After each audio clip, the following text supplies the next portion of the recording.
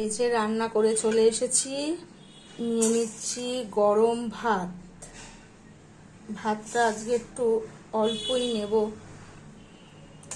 ভাতগুলো একটু হাত দিয়ে একটু ঠিক করে দিই।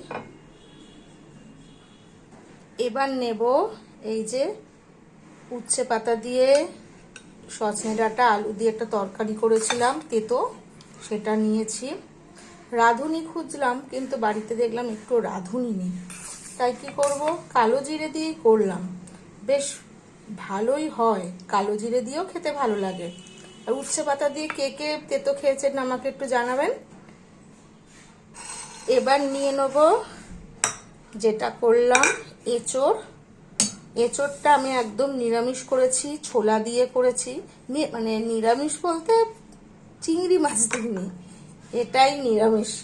এমনি আদা রসুন দিয়ে সব কিছুই দিয়েছি, কিন্তু চিংড়ি মাছ বা অনেকে দেখেছি মাংস দেয়, আমি কোনোদিন মাংস দিয়ে অবশ্য খাইনি, চিংড়ি মাছ দিয়ে খেয়েছি। আর একজন দিদিকে দেখলাম সে আবার খাসির চর্বি দিয়ে করেছে।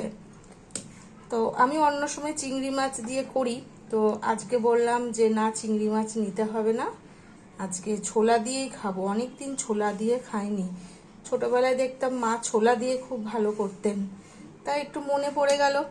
তাই এই যে আমার আজকে দুপুরে খাওয়ার।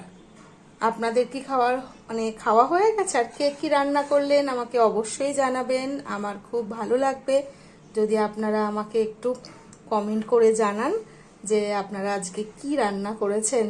টাটা, আবার আসবো আর একটা ভিডিও নিয়ে। ভালো থাকবেন।